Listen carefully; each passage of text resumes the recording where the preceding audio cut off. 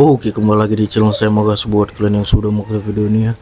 Kali ini pembahasan kita terkait Raffi Ahmad yang tiba-tiba tidak terduga ya bertemu dengan Rizik Syihab. Wah, di luar dugaan sekali. Kayak salah cari pembimbing ya, cari penasehat, salah sekali kayaknya. Kali ini opung membahasnya, kita lihat gimana videonya. Sebelum kita ke video, bantu subscribe channel saya, belum subscribe. Tidak tunggu lama, kita ke video langsung. Let's go. Coba kalian tengok dulu ini. Iya. Agak kucek-kucek dalam mata kalian. Iya. Cek, gak salah lihat Aku tanya ya. dulu sama kalian, nggak salah lihat kalian kan? Iya. Sekarang gantian kalian nanya sama aku, iya kan? Opung nggak salah lihat, Iya. Opung nggak salah masang foto. Iya. Ini dia. Aduh, Raffi Ahmad, kau ngapain di situ? Betul. Mau belajar lagu Pupu Papa? Iya. Lagu Pupu Ngapain kau Papa situ ya. belajar? Sini kau belajar. Nah, sini lah. Aku masih ingat. Luar kepala aku ingat liriknya. Iya. Ganyang fufu fava. Hey. Ganyang fufu fava sekarang juga. Ganyang Firza Hussein. Iya. Ganyang Firza Hussein sekarang juga. Iya, gitu dia liriknya. Jadi si Raffi Ahmad datang ke rumahnya si Rizik Syihab di Petamburan, Jakarta Pusat ya. Katanya ingin berdiskusi. Oh. Masalah apa? Masalah pembinaan generasi muda. Pembinaan generasi muda ya. Memang betul generasi muda Islam, nggak mungkin generasi muda Kristen. Iya. Kan begitu, ya kan? Sekarang begini Raffi, kau itu sekarang menjadi pejabat negara. Betul. Kau itu sebagai utusan khusus Bapak Presiden Prabowo yang membidangi generasi muda dan seni, Betul. bukan agama. Betul. Iya, beda. Kalau kau anggap itu adalah sebuah langkah progresif, boleh, tapi jangan kejauhan. Iya. Udah terlalu jauh kau melangkah ke sana. Betul. Ini masukanku sebagai generasi muda. Iya. Aku bukan masalah itu. Masalahnya cobalah dulu. Kalau kau mau cari teman diskusi, masukanku sebagai generasi muda Indonesia, kau carilah orang-orang yang kadar toleransinya agak tinggi gitu loh. Betul. Gak usah pun tinggi kali, agak tinggi. Iya. Jangan kayak gini, ini minim toleransi. Iya, minim sekali. Ya, dari mana kau tahu Bung? Kayak nggak tahu aja aku dari kemarin. Iya. Carilah orang-orang yang lebih moderat. Yang mengedepankan moderasi antar umat beragama, Betul. kerukunan antar umat beragama, cara menghormati orang yang berumat beragama lainnya. Itu cari. Betul, tepat sekali. Nanti bentar lagi ini datang ini ke rumahnya si Bahar Smith. Iya. Mau ngapain? Diskusi lagi. Iya. Habis diskusi belajar dia cara main pedang.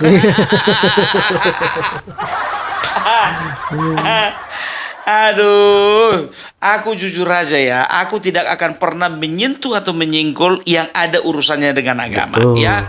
Tapi begini, kelompok orang ini sekarang ini sudah mulai membelok-belokkan sejarah. Iya. Bendera merah putih. Siapa yang memberikan instruksi kepada Bung Karno untuk membuat bendera merah putih sebagai bendera Indonesia? Itu adalah fatwa Al-Habib Idrus bin Salim Al-Jufri Palu Al-Khairat. Lambang negara Garuda. Siapa yang buat? Al-Habib Asyarif Hamid Al-Gadri dari Pontianak, keluarga baginda Nabi Muhammad.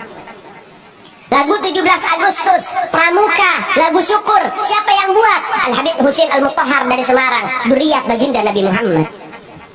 Jadi Anda jangan berpikir, nih habaib di Indonesia jasanya apa? Banyak, itu yang baru kecatat. Ya, coba bayangkan kalian, 17 Agustus katanya itu hasil daripada kakek-kakek mereka. Betul. Aduh. Penetapan 17 Agustus sebagai hari kemerdekaan. Bendera merah putih juga hasil dari karya tangan kakek mereka. Iya. Coba bayangkan kalian, Monas itu diklaim ya, Monas itu diklaim apa namanya adalah juga produk dari Yaman.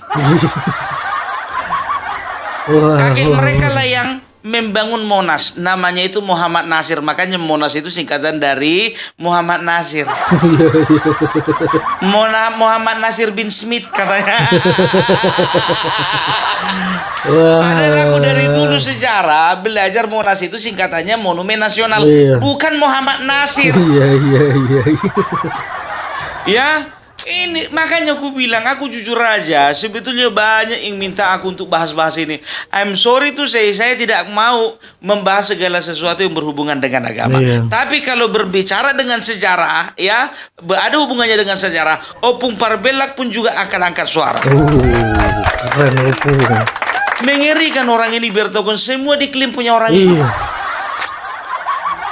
Pulau Jawa diklaim katanya milik apa namanya? Pulau Jawa itu adalah milik pendatang dari Yaman.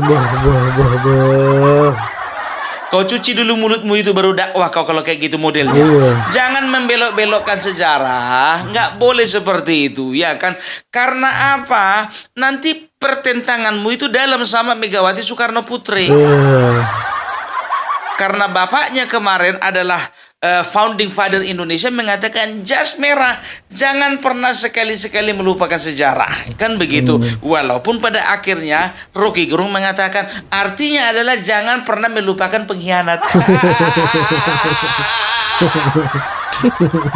Apa hubungannya? Rocky Gerung. Kayak contohnya bendera merah putih.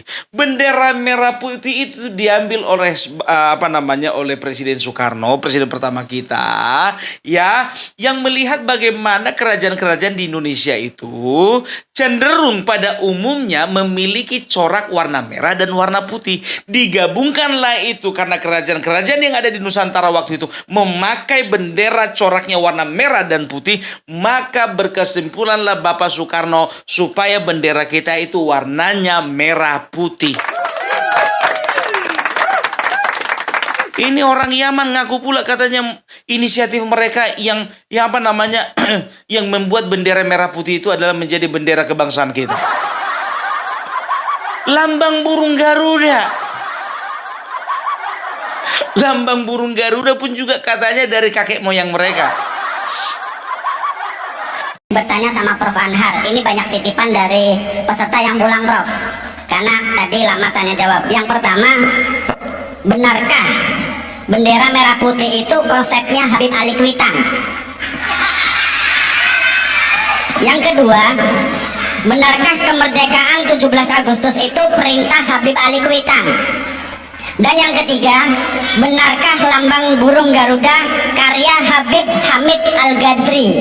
Jadi sementara ini titipan dari beberapa peserta yang sudah pulang. Mohon maaf moderator, dari masing-masing bagian kita tanyakan. Silakan Prof, terima kasih. Mohon maaf. Assalamualaikum warahmatullahi wabarakatuh. Monggo Profesor, langsung. Iya, pertanyaan itu sebenarnya pertanyaan yang sederhana jawabnya. Jadi ketika itu diperlukan lambang negara, lalu dibentuk panitia. Panitianya, ketuanya Ki Hajar Dewantara. Lalu anggota panitianya ada Yamin, ada Sultan Hamid. Nah, lalu ada dua dari sekian banyak bahan yang masuk, dua yang diterima. Sultan Hamid sama Yamin. Tapi kemudian setelah dilihat bahwa Yamin sedikit ada kecenderungan ke Jepangan, maka kemudian diterima Sultan Hamid. Tetapi ada tetapinya.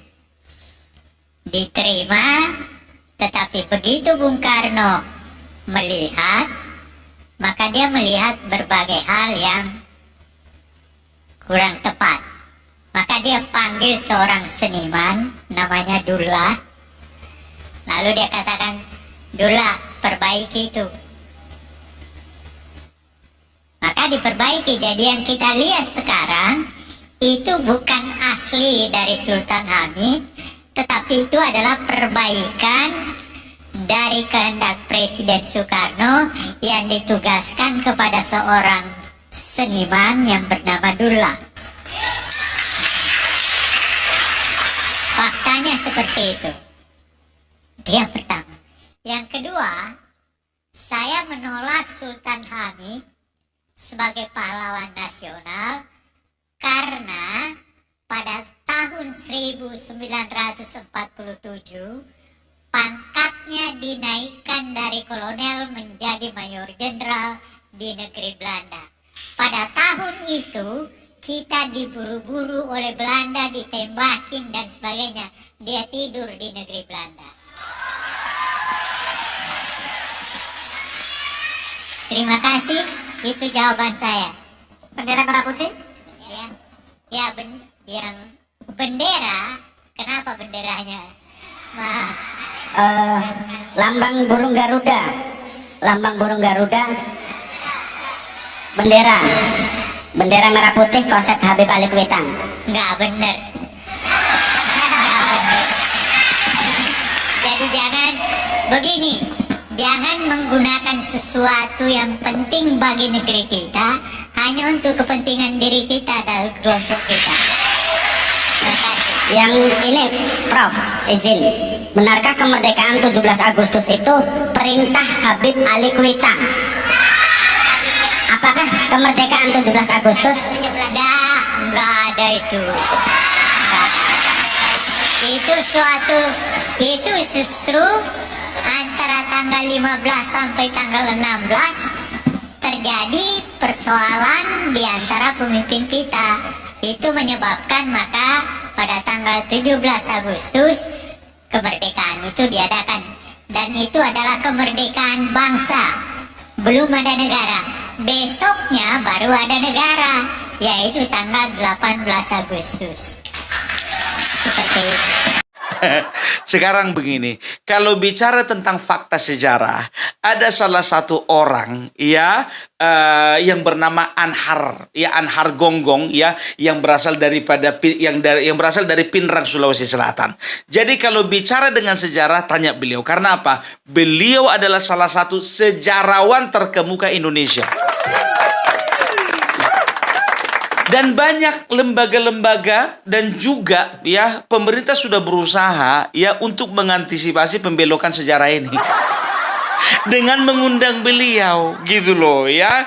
Jadi bisa dikatakan ya sudah dipatahkan dengan pernyataan-pernyataan beliau ya secara saintifik ya. Ya beliau itu lulusan UGM dan juga Belanda. Beliau belajar di Indonesia dan juga Belanda. Kalau bicara tentang sejarah, udah jangan, lebih bagus kalian tanya orang Belanda daripada orang Yaman. Ya lebih ngiri orang ini dari orang Malaysia. Kalau orang Malaysia paling yang diakui mereka itu wayang kepunyaan mereka,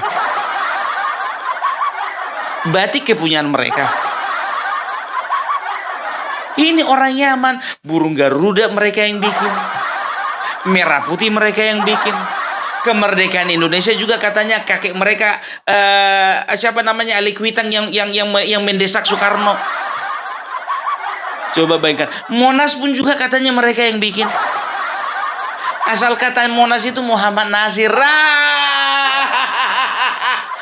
Ilmu dari mana itu? Jadi gini ya, Raffi Ahmad, ku bilang sama kau. Jadi inilah yang mau ku transferkan ilmu kepada generasi muda ya. Penyesatan seperti ini. Ku bilang sama kau Raffi Ahmad, jangankan sejarah mereka palsukan, kuburan pun mereka palsukan. Yang heboh baru-baru ini di Mojokerto.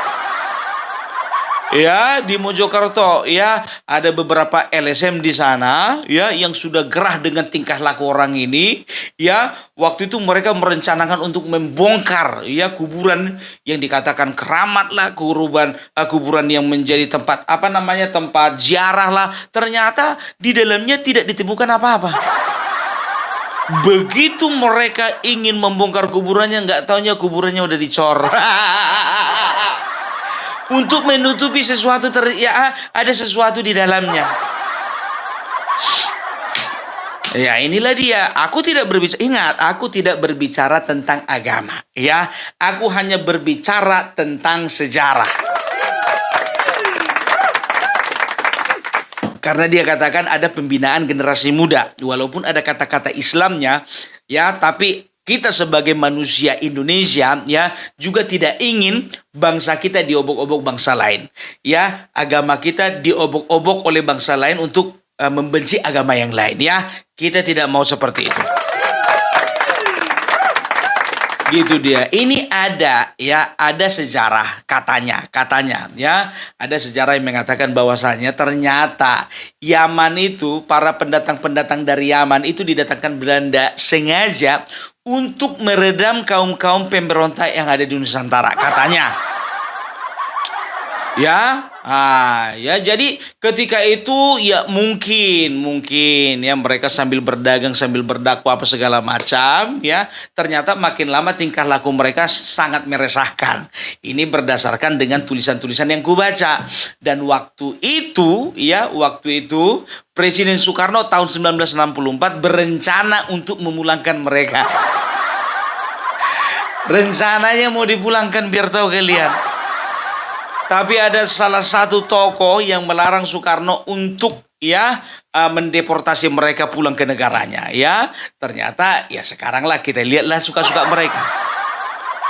Ya, aku nggak suka dengan yang namanya Rizik Syihab karena apa? Karena banyak sekali tindakan-tindakannya yang sangat menggores hati anak bangsa. Dia pernah katakan dalam satu orasi, "Kami majikan kalian."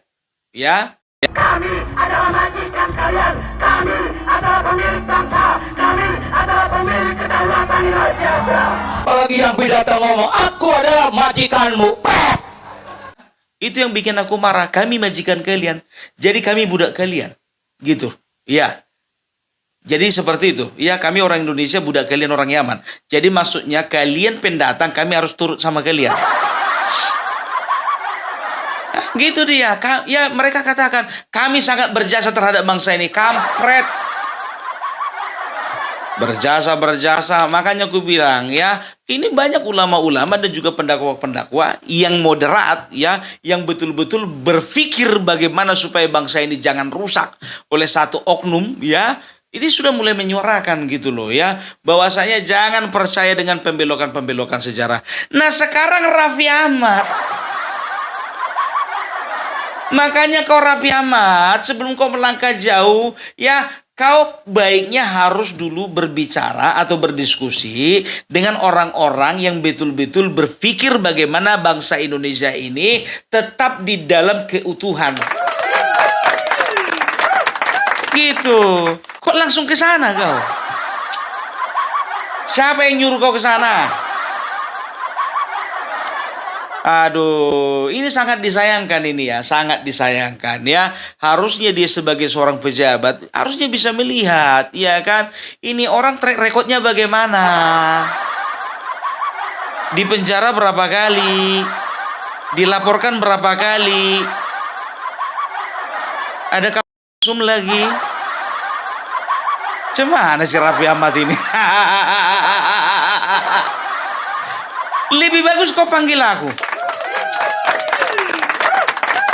Aku nggak pernah terlibat dengan aku nggak pernah dipanggil lalu lari ke Arab. Aku nggak pernah juga membawa massa di Monas. Aku nggak pernah menggeruduk KPKP. Nggak pernah. Aduh, apalagi kan harusnya tahu dia bahwasanya dia pernah mendirikan sebuah organisasi yang ternyata dilarang oleh pemerintah. Walaupun dia bikin lagi organisasi baru, ya, dengan nama yang baru tapi singkatannya singkatan yang lama.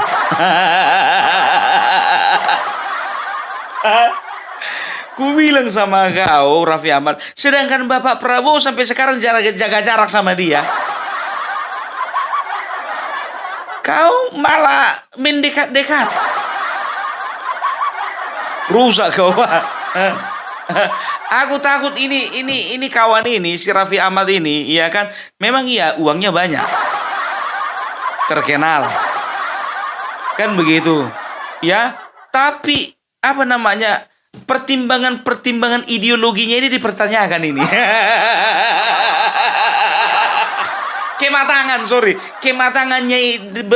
Kematangan ideologi kawan ini dipertanyakan ini kalau seperti itu.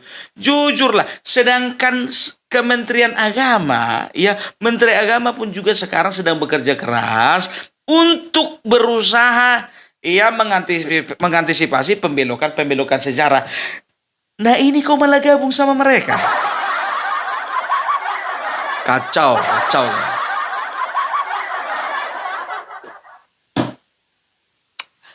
Bapak Prabowo, kami mau nanya, reshuffle kapan kira-kira?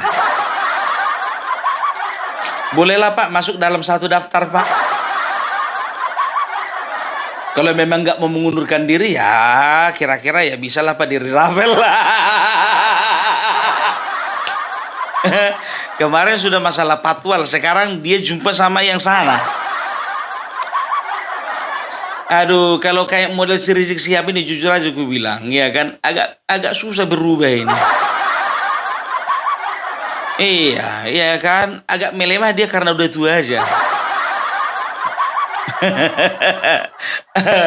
Ya, jadi kalau menurutku Raffi Ahmad ya untuk kedepannya kau bikin dulu klarifikasi, bilang aja nggak sengaja jumpa.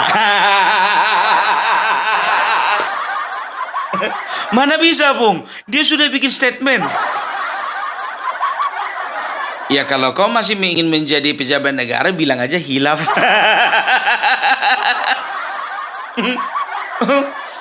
Ya bilang aja hilaf. Ya itu dia. Aku jujur saja aku bilang ya, ada beberapa hal yang paling tidak kusukai di bangsa ini. Yang pertama ya, anti terhadap pemerintahan. Yang pertama ini kenapa aku nggak suka dengan anti terhadap pemerintahan. Siapapun pemerintahan, kita harus dukung. Ya, kita memilih presiden atau presiden pilihan kita terpilih atau tidak terpilih. Ya, itu kan masalah perbedaan pilihan saja. Tapi kalau bicara tentang kelayakan, ya berarti dia layak untuk menjadi presiden kita. Kan begitu, dan juga pemerintah yang kita pilih. Ya, itu yang pertama. Baru yang kedua, yang paling tidak aku suka itu adalah hoax. Hoax yang merusak ya ketertiban umum, hoax yang merusak tentang keutuhan berbangsa dan bernegara. Paling benci kali aku. Makanya aku paling benci dengan orang-orang yang menyebar hoax, apalagi dengan mengatasnamakan rakyat, masyarakat. Itu dia paling nggak suka aku. Baru yang ketiga ini aku paling tidak suka dengan sikap-sikap negatif dan apatis. Makanya aku paling gak suka dengan kelompoknya si siapa namanya itu, Faisal Asegaf, Rocky Gerung, ya setelah itu Said Didu, Din Samsudin dan juga segala macamnya itu ya. Karena apa? Mereka itu selalu menebarkan semangat pesimistis. Kok bisa blank aku? Inilah gara-gara si Raffi Ahmad ini. Ya, yang menebarkan semangat-semangat pesimistis, apatis, berpendapat bahwasanya bangsa kita nggak akan mungkin bisa menjadi bangsa yang besar. Paling benci aku. Baru yang keempat, ya aku paling benci dengan yang namanya intoleransi. Paling benci aku ya. Kalaupun kita berbeda akidah, berbeda kita di dalam tata cara kita di dalam pergaulan, tata budaya kita ya, berbeda kita culture dan segala macamnya ya, kita harus pandang itu sebagai kekayaan gitu loh ya. Tapi aku paling benci kalau misalnya satu agama merasa lebih baik dari agama lainnya, satu suku lebih baik daripada suku lainnya. Paling benci gitu loh ya. Jadi itu dia dari Opung Parbelak. Salam NKRI harga mati. Oke, itu dia videonya ya, gimana menurut kalian, dan sampai bertemu di video saya selanjutnya.